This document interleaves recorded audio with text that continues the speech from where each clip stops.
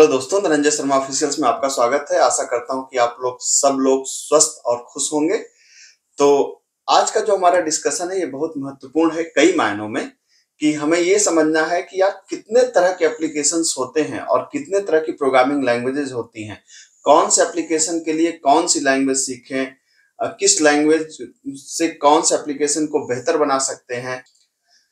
देखिए, पहले तो हमें समझना होगा कितने तरह के एप्लीकेशंस होते हैं, मतलब कितने तरह के सॉफ्टवेयर्स होते हैं। तो आप देख सकते हैं यहाँ पर आपके पास ढेर सारे तरह के सॉफ्टवेयर्स हैं। जैसे आप देख सकते हैं वेब एप्लीकेशन है, मोबाइल एप्लीकेशन है, डेस्कटॉप एप्लीकेशन है, गेम एप्लीकेशन है, एम्बेडेड सिस्टम्स हैं, सिस्टम सॉफ्टवेयर है, नेटवर्क बेस्ड एप्लीकेशन है। तो बहुत डिफरेंट तरह के सॉफ्टवेयर हमारे पास होते हैं। कंप्यूटर को मैं बिल्कुल ऐसा कर, जब कोई शुरुआती बच्चा आता है और पूछता है कि सर कौन सी भाषा पढ़ने की जॉब लग जाए, तो ये बड़ा फनी क्वेश्चन होता है ना, क्योंकि अंदर कंप्यूटर एक बिल्कुल सागर की तरह है। जितना आप डिटेल में पढ़ेंगे उतना ही ज्यादा डिटेलिंग आपको मिलेगी। ठीक है, तो कम से कम हमें एक मोटा मोटा ओवरव्यू तो पता ही होना चाहिए यार कि कितने तरह के सॉफ्टवेयर बनते हैं, कौन कौन सी भाषा से कौन से सॉफ्टवेयर बेहतर ढंग से बनते हैं। तो हम लोग एक एक करके सारी चीजों को देखते हैं। ये कुछ ब्रॉड कैटेगरीज है जो मैंने आपको डिफाइन कर रखी है। इन सबको अलग अलग क्या है, जैसे वेब एप्लीकेशन क्या है, मोबाइल एप्लीकेशन क्या है, सबको आप लोग समझते होंगे, फिर भी मैं सबको बताता चलूंगा। सबसे पहले सबसे फेमस कैटेगरी की बात आती है जिसको बोलते हैं वेब डेवलपमेंट। वेबसाइट बनाना आजकल तो मतलब बिल्कुल फैशन हो गया है कि हर बच्चा वेब डेवलपर बनना चाहता है। तो वेबसाइट बनाने में भी थोड़ा टेढ़ा काम है कि वेबसाइट बनाने में दो बातों का ध्यान रखना पड़ता है। एक होता है फ्रंट एंड, एक होता है बैक एंड। फ्रंट एंड का मतलब होता है जहां पर हम लोग डिजाइनिंग की बात करते हैं, और बैक एंड का मतलब होता है जहां पे हम लोग उसके ऑपरेशंस की बात करते हैं। मतलब उसका जो बैक एंड का जो काम होता है, ये शुरुआत में समझाना थोड़ा टेढ़ा काम है। आप मेरी फ्रंट एंड बैक एंड की वीडियोस को देख सकते हैं जहां पे मैंने जीएसपी वगैरह पढ़ाया है या फिर नोड पढ़ाया है। तो आप देख सकते हैं कि अगर आप फ्रंट एंड बनाना चाहते हैं तो वहां पे, मतलब आप डिजाइन बनाना चाहते हैं तो वहां पे होता है एचटीएमएल, सीएसएस और जावास्क्रिप्ट। ये सिर्फ डिजाइनिंग के लिए होता है। लेकिन जैसे आपने लॉगिन विंडो बना लिया, लेकिन लॉगिन विंडो पे क्लिक होके लॉगिन ऑपरेशन परफॉर्म हो, इसके लिए कौन सा काम होगा, बैकएंड में जाना पड़ेगा। तो उसके लिए आप नोड जेएस आजकल फेमस है, पाइथन फेमस है, जावा फेमस है, जावा में स्प्रिंग है, एएसपी डॉट नेट है, बहुत सी चीजें हैं। पीएचपी को यहाँ पे मैं मिस कर गया हूँ, यहाँ पे पीएचपी का भी यूज कर सकते हैं। ठीक है, तो ढेर सारी लैंग्वेजेज हैं जिससे हम लोग वेबसाइट को बना सकते हैं। और इधर बीच जो सबसे अधिक ग्रोथ हुई है वो है वेब डेवलपमेंट में हुई है।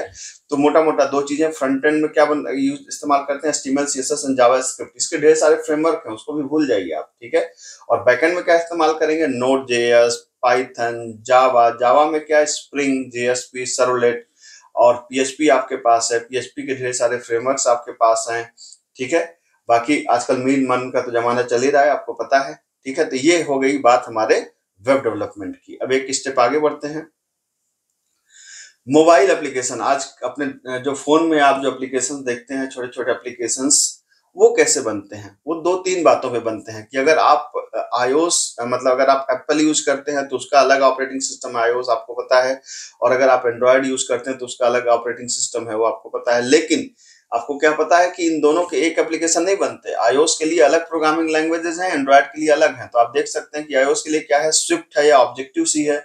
और अगर एंड्रॉयड बनाना है तो वहां पे कोटलिन है या जावा है। एंड्रॉयड जो हम लोग पढ़ते थे जनरली जावा में था, आजकल कोटलिन का कल्चर है। तो either you can use Kotlin or you can use Java. और आईओएस के लिए अलग एप्लीकेशन आपको बनते हैं। अगर आप आईओएस एप्पल के मोबाइल के लिए अगर आप सॉफ्टवेयर बनाना चाहते हैं तो आपको स्विफ्ट या ऑब्जेक्टिव सी को सीखना पड़ेगा। ठीक है, अब आगे बढ़ते हैं।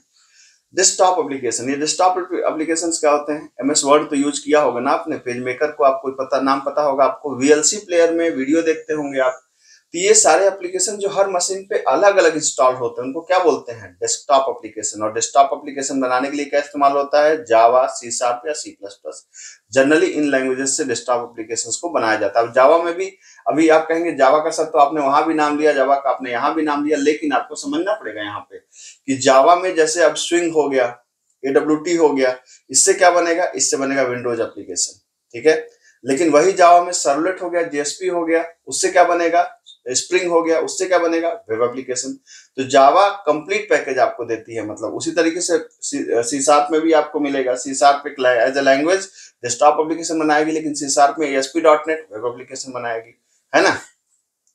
तो हर एक लैंग्वेज में डिफरेंट तरह के फीचर्स होते हैं। उसी तरह आप C++ का भी यूज कर सकते हैं डेस्कटॉप एप्लीकेशंस को बनाने के लिए। अगली क्या कैटेगरी है, data science and machine learning. जहां पर भी मशीन लर्निंग की बात आती है तो मशीन लर्निंग में पाइथन का भी कोई तोड़ नहीं है, ठीक है। तो वहां पर पाइथन, और पाइथन में भी पूरी पाइथन नहीं, पाइथन में जनरली नमपाई, पांडास, साइकिक लर्न, ये जो आपकी जो लाइब्रेरीज हैं, ज्यादातर ये लाइब्रेरीज हमारी जो हैं ये मशीन लर्निंग के काम में आती हैं, और भी ढेर सारी हैं, ठीक है। लेकिन अगर आपको कोई भी डेटा साइंस या मशीन लर्निंग बेस्ड सॉफ्टवेयर को बनाना है तो वहां पर पाइथन का रोल सबसे ज्यादा आता है। तो उसको हम लोग बेहतर होता है कि पाइथन लैंग्वेज ही चूज करते हैं। क्यों चूज करते हैं? क्योंकि पाइथन लैंग्वेज में मशीन लर्निंग से सपोर्ट करते हुए ढेर सारे फंक्शंस और मॉड्यूल्स अवेलेबल हैं। बाकी लैंग्वेजेज में उस तरह की सुविधा अवेलेबल नहीं है। इसको कैसे समझ सकते हैं? जैसे सपोज करिए कि एक बाइक है आपके पास, बाइक में अगर इग्निशन ऑन का ऑप्शन है तब तो इग्निशन से आप ऑन कर सकते हैं। मान लीजिए ऑप्शन नहीं है, तब क्या करेंगे? तब तो किक ही मारेंगे ना आप। तो बिल्कुल ऐसे ही बाकी लैंग्वेजेज में ऑप्शन ही नहीं है ज्यादा मशीन लर्निंग के। सबसे ज्यादा ऑप्शन कहाँ पे है? पाइथन में। इसलिए जहां पर भी ये बात आती है कि हमें मशीन लर्निंग बेस्ड सॉफ्टवेयर को बनाना है, वहां पे हमेशा आती है पाइथन, याद रखिएगा, ठीक है। अगर आपको गेम खेलते तो बहुत लोग होंगे, गेम बनाएंगे कैसे भाई साहब? तो अगर गेम आपको बनाना हो तो उसके लिए आपको C++ की, इसमें यूनिटी और अनरियल इंजन, ये दो अलग अलग इंजन आते हैं, या C# का यूनिटी इंजन आता है। इसके थ्रू जाकर के गेम आप बनाना सीख सकते हैं। मतलब एकदम अगर आपने पढ़ा कि भाई हम C पढ़ लिए या जनरल C++ पढ़ लिए तो हम गेम बना लेंगे, नहीं। उसके लिए अलग फ्रेमवर्क्स हैं, अलग उसके इंजन हैं, तो वहां पर जाकर के आपको पढ़ना पड़ेगा। हाँ, लेकिन उसका बैकग्राउंड में यही काम करेगा जो फाउंडेशन है आपका। जैसे आपने C++ या C पढ़ा है तो वो एज ए फाउंडेशन आपको काम करेगा, याद रखिए इस बात को, ठीक है। तो गेम डेवलपमेंट अपने आप में एक बड़ा काम है। हाँ, एक बात ये आती है कि गेम में कई टूल्स भी आते हैं। जैसे हम लोग बहुत पहले पढ़ा करते थे फ्लैश, तो उससे भी गेम बनता था। तो इस तरह के भी तमाम एप्लीकेशंस आते हैं जो, लेकिन मैं प्रोग्रामिंग लेवल की बात कर रहा हूँ कि अगर प्रोग्रामिंग से गेम बनाना हो तो एक तो होता है बीच का एप्लीकेशन की ड्रैग एंड ड्रॉप करते जाओ गेम बन जाएगा, वो बात अलग है। लेकिन ये मैं प्रोग्रामिंग वाले गेम की बात कर रहा हूँ, ठीक है। एम्बेडेड सिस्टम, पहली बात तो आती है कि भाई एम्बेडेड सिस्टम कहते किसको हैं, ठीक है। आप कार में बैठे होंगे या कार चलाए होंगे, थोड़ी देर बाद कार का शीशा अपने आप लॉक हो जाता है। तमाम सेंसर्स लगे होते हैं कार के अंदर, या कोई भी जो डिवाइस आप यूज करते हैं उस डिवाइस के अंदर जो सॉफ्टवेयर उस डिवाइस को ऑपरेट करता है उसको क्या बोलते हैं? Embedded system. चाहे वो आपने रास्पबेरी पाई सुना होगा, रास्पबेरी पाई का भी तो एक ऑपरेटिंग सिस्टम होगा ना। मतलब एक ऐसा सिस्टम जो किसी हार्डवेयर को कंट्रोल करता है। अगर ऐसे किसी भी सिस्टम को, किसी भी सॉफ्टवेयर को आपको बनाना है तो उसको बोलते हैं एम्बेडेड सिस्टम। तो एम्बेडेड सिस्टम को आप कैसे बना सकते हैं? आप बना सकते हैं C++ से, ठीक है। वहां पे उसकी अपनी प्रोग्रामिंग होती है, लाइब्रेरीज बदल जाती हैं, लेकिन ये बनेंगे C और C++ से। अब आपको इसकी इंपॉर्टेंस समझ में आ रही है कि जो भी लोग एम्बेडेड सिस्टम पे काम करते हैं, खास तौर से अदर ब्रांच के जो बच्चे जाते हैं, ज्यादातर अगर वो किसी सॉफ्टवेयर डेवलपमेंट कंपनी पे काम करते हैं तो एम्बेडेड सिस्टम पे काम करते हैं। क्योंकि उनको हार्डवेयर, मान लीजिए कोई बच्चा AC का है या कोई बच्चा इलेक्ट्रिकल का है, तो उसको हार्डवेयर की भी समझ है और प्रोग्रामिंग की भी समझ है, तो उन लोगों को ज्यादातर एम्बेडेड सिस्टम वाली एरिया में भेजा जाता है, ठीक है। सिस्टम प्रोग्रामिंग, ये क्या होता है भाई? सिस्टम प्रोग्रामिंग का मतलब होता है कि ऑपरेटिंग सिस्टम के लिए आप कोई सॉफ्टवेयर बना रहे हैं या ऑपरेटिंग सिस्टम आप बना रहे हैं। हालांकि ये भी दुर्भाग्य की बात है कि हमारे इंडिया में के बहुत फेमस ऑपरेटिंग सिस्टम नहीं है कोई, ठीक है। हैं, मतलब बने हैं, ऐसा नहीं कि इंडिया में ऑपरेटिंग सिस्टम बने नहीं, लेकिन उतने फेमस नहीं। हम लोग आज भी विंडोज, लाइनक्स ही पे ज्यादातर टिके हुए हैं। तो अगर ऑपरेटिंग सिस्टम की प्रोग्रामिंग कैसे होती है या उसको करना है या उस तरह की कोई अप्रोच आपके पास आती है तो उसके लिए C++ का ही इस्तेमाल किया जाता है। कि कोर लेवल पे जहां पर भी हार्डवेयर से इंटरेक्शन की बात आती है ना, वहां पर C++ का सबसे ज्यादा दखल होता है, जहां पर भी हार्डवेयर ओरिएंटेड प्रोग्रामिंग की जाती है। तो अगर ऑपरेटिंग सिस्टम की तरह कोई प्रोग्राम बनाना है तो हमें, या कंसोल बेस्ड कोई एप्लीकेशन बनाना है, कंसोल का मतलब क्या, आपने कमांड प्रॉम्प्ट खोला होगा ना CMD से, दैट इज कंसोल। तो वैसी कोई प्रोग्रामिंग करनी है तो आपको हमेशा कहां पर जाना पड़ेगा? C और C++ की तरफ, ठीक है।